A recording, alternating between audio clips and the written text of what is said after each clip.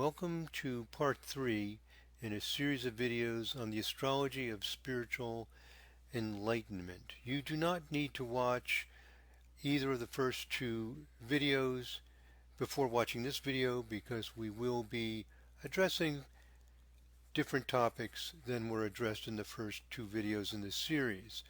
And what we're going to focus on in this video is what is going on in the sky, what we call in astrology the transits, what's happening in the sky at the time that someone has a spiritual enlightenment experience. And what we're going to see is that what we call minor aspects in Western astrology are very important. So I guess they're not so minor because they're involved in major things that occur. So we don't actually consider them minor, but that's the term that's used for them. And the minor aspects in modern Western astrology are things like fifths of a circle. So in this chart wheel on the left, we see in this brown or golden brown color 1, 2, 3, 4, 5. So the circle is divided into 5 equal pieces. Those are the quintiles. 1/5, which is 72 degrees, 2/5, which is 144 degrees. And so those are the only two quintile aspects because we usually measure the shortest distance between two planets. And then there's the sevenths, 1/7, 2/7, and 3/7 aspects, which we are showing here in purple, going around the circle. Another example is the ninths, which we show in light blue. Notice that the sevenths do not come out to be a round number of degrees. Ninths of a circle are also come out to be whole numbers. 1/9 is 40 degrees, 2/9 is 80 degrees, and so on. So these are the kinds of aspects that are occurring at the time of a spiritual enlightenment experience. They are the aspects between the planets in the sky, in other words, the transits, and the birth chart of the person. And specifically what we're going to see is that it is the sevenths that trigger, that potentially can trigger, under the right conditions and the right planets, a spiritual enlightenment experience. So if a transiting planet is 1/7 of a circle from a natal planet in your chart, that is the kind of aspect that occurs. Okay, now why 7 vibration? What does 7 vibration have to do with spiritual enlightenment? Well, actually the 7 vibration is not directly connected. It's not that the 7 vibration is some spiritual enlightenment aspect. What the 7 vibration does is something very fundamental. These low fundamental vibrations like 5, 7, 9, they are fundamental, very basic functions of life. They are very basic frequencies that process, that inspire, that regulate fundamental activities in our lives. And what the 7 vibration does, we call it 7 vibration, these sevenths of a circle, is it's a frequency, a vibration that brings quiet, that brings stillness, that brings a kind of introversion. So it stops all of the wild activity, makes it kind of slow down, settle in, and withdraw into itself. This is all the 7 vibration does. And it opens the door under certain situations, as we will see, to a mystical experience. Now, in the birth charts of great athletes, we have found that planets like Mars and Saturn are very often in 7 vibration. I have a whole series of videos on this. So these very, very great athletes like Michael Jordan, the basketball player, and so many others, they have these aspects in their birth charts more often than other people. What does focus, depth, control have to do with sports? Well, those greatest athletes practice, practice, practice, training their ability to have this great stamina and just apply themselves with so much focus, so much discipline. And while other people may be going up, partying and going places, they're in that discipline, that practice, to be the best of the best of the best, which is who we were looking at in this research that we did, requires more than just an innate talent, a strength and quick reflexes, all of which is important, but it also requires 7 vibration. Now, what happens if the planet Neptune is involved with other planets at the time you were born? Suppose when you were born, Sun and Neptune were 1/7 of a circle from each other, or 2/7. Let's go back and look at this diagram. Suppose when you were born, the Sun was over here on the left side of this chart wheel, and Neptune was here 1/7 or 2/7 or 3/7 from the Sun, or Sun, Neptune, Moon, Neptune, combinations of several planets. And what if 3 planets are connected? Suppose Sun is 1/7 from Moon, and Moon is 1/7 from Neptune, and therefore Sun is 2/7 from Neptune. These planets in sevenths are bringing them into this inner focus, this quiet. And Neptune, as you know, lifts us up to our visions, our ideals. So it leads to a kind of spiritual yearning, a mystical inclination, because the visions and dreams of Neptune are more internalized, deeper than they are for most other people. So I hope you can feel this. This is what I call vibrational astrology, feeling what these vibrations are like and what they mean to people in their lives. So you can have that in your birth chart. It could also occur by transits. So today, a given person may be more prone to a mystical, quiet orientation because transiting planets are in 7 vibration to natal Neptune, or transiting Neptune is in 7 vibration to the natal planets. So any 7 vibration aspect inclines to a depth of insight and wisdom that opens the door to the mystical. Okay? Makes it, the opportunity is there if the person has the capacity and inclination for it. Now, to show you a little image of the 7 vibration at work, how it works, I went through the database of 2,578 people in the Sirius astrology software, people that are in the database that are psychic or spiritual, or that have a paranormal experience, or at the time of a paranormal experience. Paranormal would be something like seeing an unidentified flying object, something like this. Now, maybe some of these experiences are real or they're hallucinated, but they represent something out of the norm, something out of the standard everyday activity. What's going on when this happens?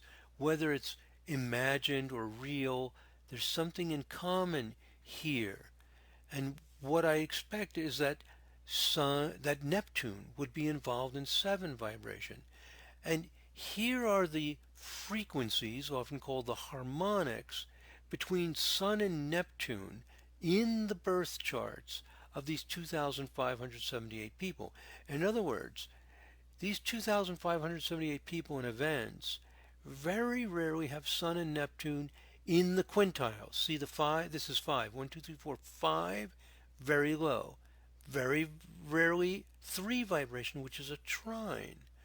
But notice the 7 vibration, the 14 vibration are among the highest.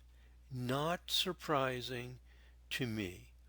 So this is what we can see. In one of the earlier videos, I showed how the sun signs are the same.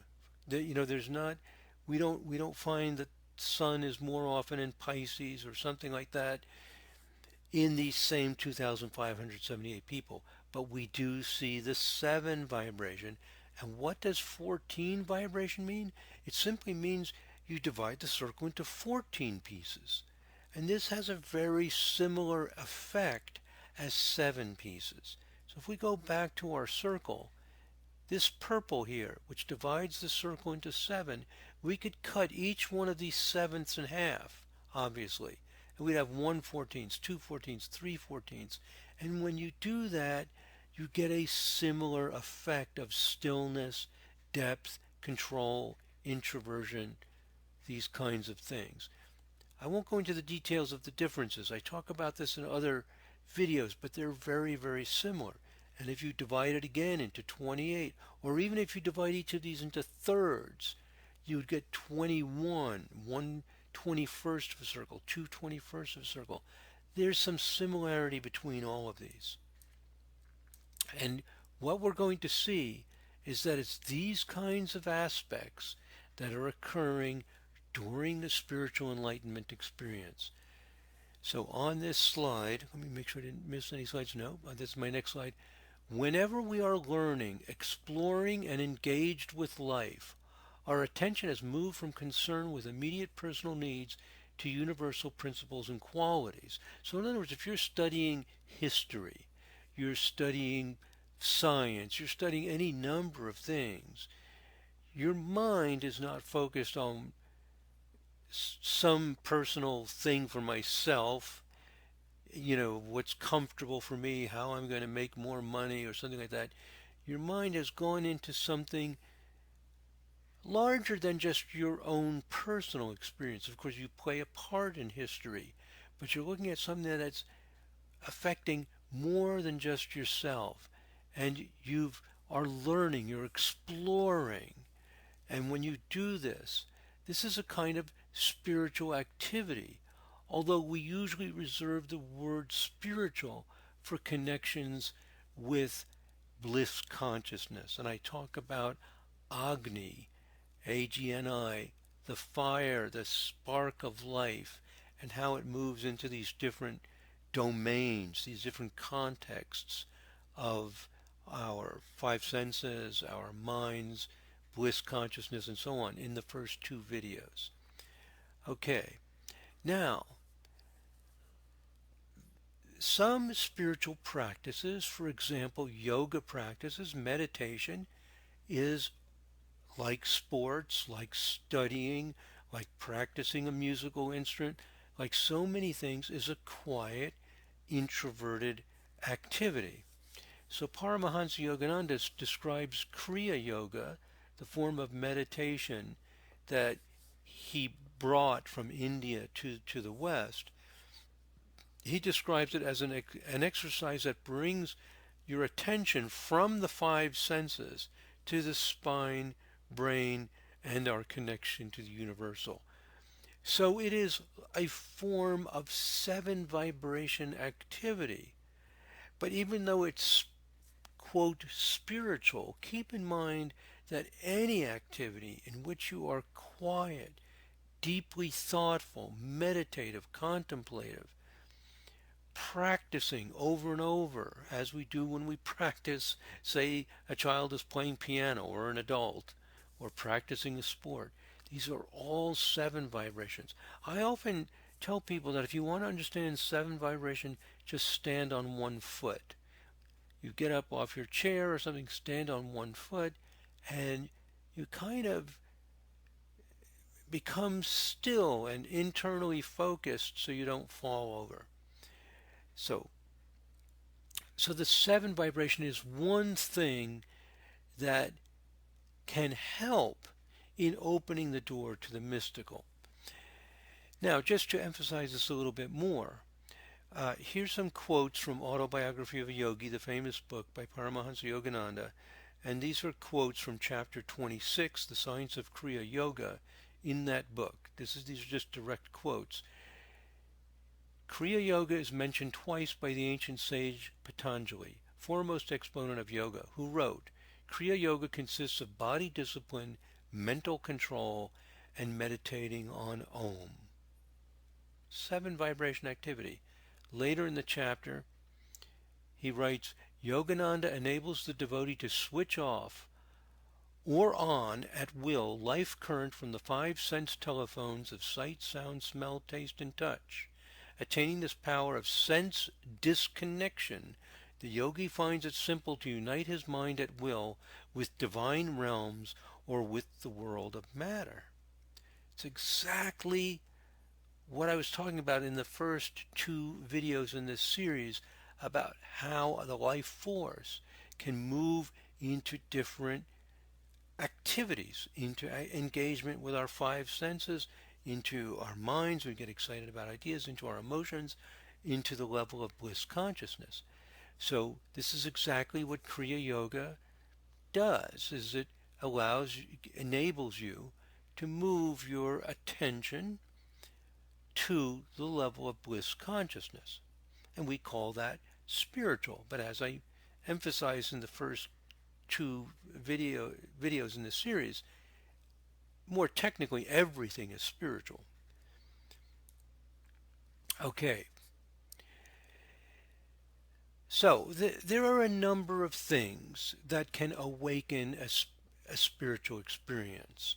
It's not just seven vibration, not just quiet meditation, exercises like Kriya Yoga. There are many things that can trigger a spiritual experience. So I'm not saying this is the one way and only way, but it is one way that it happens. For example, a traumatic experience. Sometimes people have a traumatic experience, such as an accident or something like that.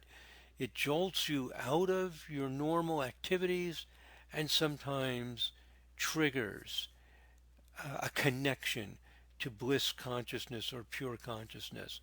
Sometimes. I'm just saying, I don't want you to get the impression that I'm saying this is the way. It's a way that it happens. Okay. So now what happens when you withdraw? Point number 2 here in this first paragraph. When you withdraw your engagement from outer things and you're quietly focused more in a more internalized way, what can happen is if there isn't a lot of emotional constriction, the floodwaters of divine love can be open to flow through us. So there's more than 7 vibration. 5 vibration gives that organic flow of life, that more unrestricted, more like a spiraling, beautiful flow of life, a free-flowing, organic feeling. And sometimes 5 vibration, often combined with 7 vibration, can also trigger a spiritual experience. But it's especially 7 vibration that often is involved. So, as I said, when we practice a musical instrument, what happens is we're in a 7 vibration activity as well as other vibrations. And what often happens is you're practicing guitar or flute or whatever it is, and someone's practicing, and then on certain days you make a greater progress. You've been practicing the song and you're a little choppy, not so great, you're getting the feeling of it, and then one day it kind of comes together and oh wow, I got it, listen to this. And, it's just normal in anything that you do that occasionally everything you've been working on kind of comes together and you get to that next level. And this happens with meditation as well. So I've been practicing Kriya Yoga since I believe it was 1972. That's a long time, right? This is the year 2020. And almost every day, usually 15, 20 minutes a day. So if you play piano 15 or 20 minutes a day or sometimes more, hopefully after more than 40 years, you start to get good at it. Let's hope so. Otherwise, you're you're kind of wasting your time. You're not really getting anywhere. So after decades of this yoga, I had one of those times, the most dramatic one ever in my life, on January 18, 2020. I'm making this in early August, so a little over half a year before I'm making this video. A little more than half a year ago, I had this dramatic experience. So the it happened at sorry about that. Someone's trying to call me. Happened at 5 o'clock in the morning, here where I live in Gainesville, Florida. So I hope this is not too self-centered or something, but the first experience I want to share with you of a spiritual experience is this one that I have. In fact, it was this experience that inspired the series of videos and all of these ideas. So it's not incidental. This is what not only was the most dramatic spiritual experience I have ever had by far, but it's also the inspiration and starting point to be sharing this information. Without that experience, I wouldn't be doing this right now. I'm quite sure of that, because after that I just felt inspired to work on the astrology of this and share this information. Now, most of us avoid publicly discussing our spiritual experiences. It can give a feeling of putting oneself above others, of being arrogant, which rather ironically is the opposite of the spiritual path, which is that we're all interconnected, we're all fundamentally the same, we're all in this together. So, but again, if we look at these spiritual experiences, simply the flow of our connection to that Ananda consciousness of universal love and intelligence, and uh, then it's not in a really higher or more special than the importance of art, science, athletics, practical service, etc. All of these are spiritual, all are equally important. What's happening with bliss consciousness is because so few of us experience it, it seems more special, more unique, more out of the ordinary. But let's just imagine a culture where everybody is meditating and feeling this bliss, but they're not learning to read and write. They're not learning good social skills. They're not implementing things. Life is not great. So all of these levels of activity and frequencies and environments are all equally important. Okay, so here's what happened. At about 4:45, it was within about 2 to 3 minutes of that time, on January 18th, 2020, here in Gainesville, I started my morning meditation. It's typical for me. I get up very early. I go to sleep early, get up early, and have this meditation. It's just a normal part of my routine. And I looked at the clock when I came out, and it was about 5:15, so it was about a half hour. Right around 5 o'clock was the middle of it. My meditation on that morning was dramatically different from any other of the many thousands. I mean, think about it, 365 days in a year since 1972 to 2020. Out of all of those thousands and thousands and thousands of meditations, this one stands out, and I have not had one as dramatic as that one since this meditation. My meditations have been deeper and more beautiful since then, just like when you get to a new level of playing piano or any other activity or sport activity, but haven't returned yet to that level of experience. So here's what happened. I sat down in my meditation room. I began with long breaths. Om. I started this lecture with Om, and now you see another reason why, to give you a sense of that, and the slow breathing process of the Kriya Yoga exercises. And within a few minutes, my spine felt very warm, almost hot. It felt like a tube, like 3 to 4 inches in diameter, which is kind of big. And my hands felt large and warm, and as if they were not my hands, like these big, large, warm things at the end of my arms were there. And This is not extremely unusual, but it was stronger. It was more pronounced than usual. Usually it's a little more subtle, but here this like tube of heat was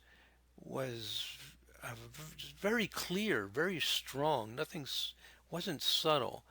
And then I began to feel these waves of bliss, which is also not so unusual. Those of you who meditate regularly are familiar with this, or if you're just blessed with it, you're familiar with just feeling this joy. Just like, wow, and it's great to be alive. My gosh, this is awesome.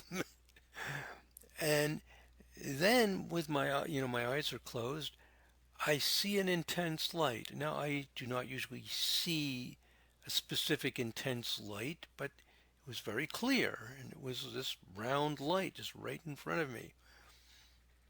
And it became more intense and clearer and stronger and clearer. I was like, whoa, this is a little different. Got this hot spine, this clear light in front of me. It was round. And then the light softens. I saw little strands in the light at some point. Reminded me of, when you see pictures of constellations and little lines connecting the stars, kind of like that. And all these little points of light within the big white light would be connected, and then they would move around a little bit and it would disappear. Those little lines would disappear, and I would just see this huge brilliant light. But even though it was brilliant, it was soft. And so during this, I'm thinking, I'm feeling fantastic, to put it mildly. But I'm not like hypnotized or something. And I thought to myself, wow, when they said, let thine eye be single and full of light, they weren't kidding. So I remember having that thought while this was happening. And then there was a deep silence. My body went into different mudras, like, can you see my hands? Little, uh, you go into just little different poses, I guess you could call them. This is not that unusual. And I was feeling how small and precious the earth is, but in a way that was more intense than I've ever felt before. And I started to feel weightless and as if I was in a shimmering light. And when it got to this point, I just thought to myself, I hope that I can be of service and help those who are suffering. I'm almost done with the story. Then I felt like a physical touch on my forehead. And believe me, I don't have these kind of, my imagination's not that strong normally. I mean, so I just felt this thing, and almost like a warm touch of, like somebody had touched it, but also cool at the same time, like a cold water. And then I think I heard it. I don't know if I heard it or I just thought it. It's almost like I heard a voice, a man's voice, kind of deep voice and a soft voice saying, "This is the Jivan Mukti." Just like that. This is the Jivan Mukti. And then it was like this feeling of something clearing in my head, and that I was becoming a being of light. I felt like I was reconfigured, and I was different from when the meditation began. So though I love this word transfiguration, I felt like I was being transfigured, like reprogrammed, and that I was a being of pure light. So then I thought to myself, okay, great, let's really go. And I just started really focusing and in this meditation, not to allow myself to become distracted. It's like listening to music or something, just really staying connected to it. And then, unexpectedly, that same voice, same pitch and tone quality, I hear it. I don't know if I'm actually physically hearing it. It's hard to say. And it says, "Get up. That's enough."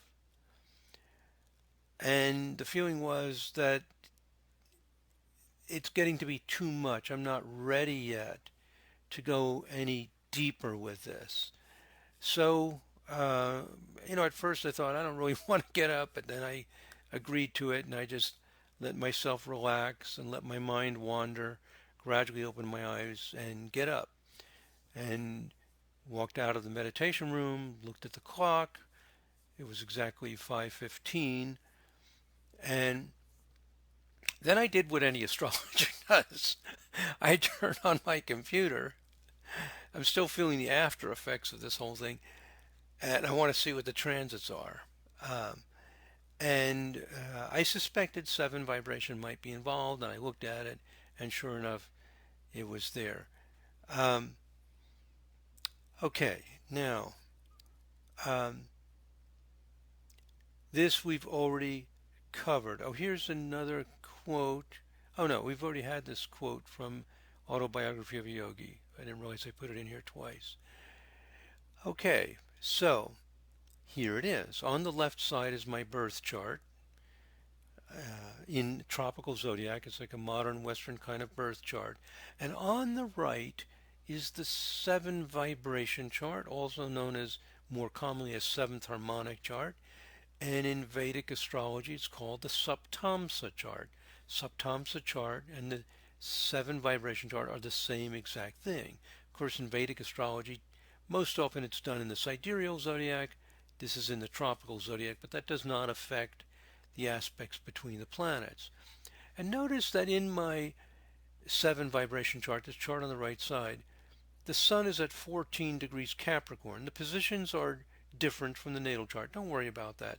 What this chart does is if two planets are in those septile aspects, 1/7, 2/7, 3/7, they will appear as conjunct. And here you see the sun at 14 degrees Capricorn, moon at 14 degrees Virgo, an extremely strong trine, only a 9-minute orb between 14 Capricorn 25 and 14 Virgo 34. 9-minute orb, almost an exact trine. That actually means the planets are in a 7 times 3 or 21 vibration. You take the trine, which is 1/3, you multiply by 7. Anyway, don't worry about it. It's a 7 connection. It's a trine, so it's a smooth, harmonious connection between my sun and moon, almost exact. So I am inclined to be very studious, very quiet, very introverted. I like to meditate. I spend most of my life very quiet and alone. And then I go to an astrology conference and I can act like a wild man. I can be very spontaneous and free as well because one vibration does not remove another. But I spend most of my time in my sun and moon lights 21 vibration. And Uranus here at 15 Sag exactly square the moon and 30 degrees from the sun with about a half a degree orb with these aspects, a little bit weaker than the nearly exact sun moon, means that in this quiet I get inspired, I get awake, I get creative ideas, which is a lot of what I do. Now, if the planets in the sky activate this sun moon Uranus, I will have some kind of inner awakening experience. And that's what happened on January 18th, 2020 at 5 o'clock in the morning. That's exactly what happened. Okay? So, this just repeats what I just said, and here it is. In the inner ring is my 7 vibration chart. I just showed it to you. Moon at 14 Virgo, Sun at 14 Capricorn. Now I drew the trine in green because we often use green for trines and green for the 30-degree aspect and red for the hard aspect. These are more common colors we use for these.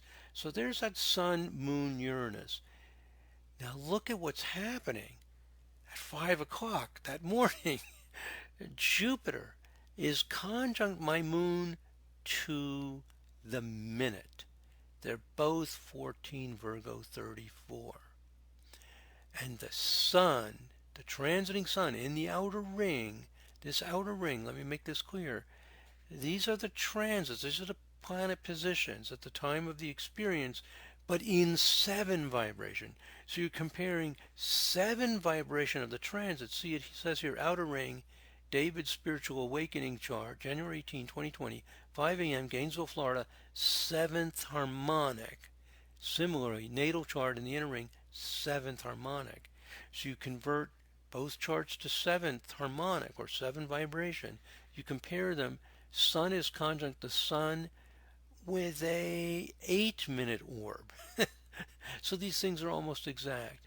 And then Saturn at 14 Sagittarius 10 is conjunct Uranus, but also notice that natal Sun, transiting Saturn, natal Moon, and natal Jupiter are all in almost exact aspects. The whole thing spreads, let's see, 24 minutes. Amazing. So all 3 planets in the natal chart have a transiting planet on them. So also, if in the Sirius software where I'm doing this, I click on the time adjust, which just moves the transits forwards or backwards, and I found that 25 minutes later, the Sun to Sun aspect was exact, right? So at 5:25, 25 minutes after, that's only 10 minutes after I walked out of the meditation, the Sun to Sun is exact. Because everything in 7 vibration is moving 7 times faster than normal. So it takes only 25 minutes for the Sun to move from 14 Capricorn 17 to 14 Capricorn 25. And in that 25 minutes, Jupiter has moved 2 minutes, so Jupiter moves slightly out of orb. So it's right in that time of 5 a.m. to 5:30. At 5 a.m. the Jupiter to Moon is exact. At 5:25 the Sun to Sun is exact. And I think that's why I got this feeling that I should get up because it was going to continue to be very intense for the next half hour. And I think the idea is you need to, you might say, acclimate. You need to get familiar. You don't want to be too disjointed. Go from, one level and then suddenly to another level and not be able to integrate, understand, and utilize what you're experiencing in a healthy way. So, there it is. At the time of the unusual enlightenment experience, somebody meditating for 48 years, 48 years, and then has by far the most conspicuous, dramatic spiritual experience. Wow, what is happening on that one out of many, many, many thousands of cases? I mean, for us astrologers, it's fascinating. What the heck is happening? And I don't think it's a coincidence that these aspects were exact right at that time. And it was the first thing I looked at because this is what I expected. I thought, I know I have the Sun trine Moon in my 7 vibration chart, and I said, I bet my Sun and Moon are getting triggered. Exact at that moment. Okay. So harmonic charts reveal the aspects in the natal chart. I have a whole series of videos on harmonic charts, or what I call vibrational charts, if you want to understand the technicalities of this better. So don't be concerned or worried if you're not familiar with harmonic charts. Just notice that this is a chart that helps show 7 vibration and other vibrations related to 7, like 7, 14, 21, 28, and it shows them all in a nice, beautiful, simple way. Okay, now, if you were to do a bi-wheel of the natal charts, so here's a chart you're familiar with. This is my birth chart in the middle, my normal chart. It's not changed to a vibrational chart. The normal transits. And if you do it this way, you would see that the Sun transiting, Sun at 5 o'clock in the morning on January 18th, is a 27 Capricorn 45, which is 2/7 of a circle from my natal sun and 3/7 from my natal moon. Right. Oh no, not three. Oh, it's 8/21. Sorry. Sun to moon, transiting sun is 8/21 of a circle. Now, when people hear this, they think, oh my God, David, you've really lost it, man. You're going to tell me that because the sun, the transiting sun, is 8/21 of a circle? In other words, you take the circle, divide it into 21 pieces, and then you take 8 of those, whatever angular distance that is, that's going to trigger a spiritual enlightenment experience? Yeah, it's exactly what I'm saying. And it's the vibrational chart, the 7 vibration chart, that makes it easy to see all this. And by the way, transiting Jupiter at the time of this experience is exactly trine the natal sun with a 1-minute orb. Jupiter's at 10 Capricorn 39, trine my natal sun at 10 Taurus 38. It's exact trine on that day. And what happens when there's an exact aspect, within 1 or 2 minutes like this, or even 3 or 4 minutes, is it can get picked up in the vibrational charts. So you may say, well, that's all it is. It was just Jupiter trine your sun. Well, we all know Jupiter trines my sun, twice a year, waxing trine, and, or no, Jupiter wouldn't trine my sun twice a year. Let's see, Jupiter takes 12 years. Anyway, every few years I'm going to get this trine aspect. And what does Jupiter specifically have to do with spirituality? Well, it does open you up. But my point is this. It takes more than one aspect. And if we looked at different people's charts, it's not just that one aspect. It's the whole vibrational system of 7 vibration. And that the sun, at the same time that Jupiter was trine my sun, combined with it to create this very strong 7 frequency. Okay. Now there are other vibrations besides 7. As I mentioned, 5 vibration can help, different things can help. You ready for this one? This is really probably going to surprise you because it's not a simple number, a low number like 579. Ready for this? 43. The 43 vibration often triggers spiritual enlightenment experiences. What do I mean by 43 vibration? You take the whole circle, divide it into 43 equal pieces, and you see what happens. So 43 is a prime number. It means you can't find 2 other numbers other than itself and 1 that multiply together to equal 43. And these prime numbers set very basic qualities. So here's what 43 vibration does. 43 vibration is discovering a gift beneath our social roles. It creates a distaste for superficialities. It drives the person to a deep level of sincerity. And you know what I'm going to do is I've got quite a bit more I want to say about 43 vibration, and I notice I'm 44 minutes into this video.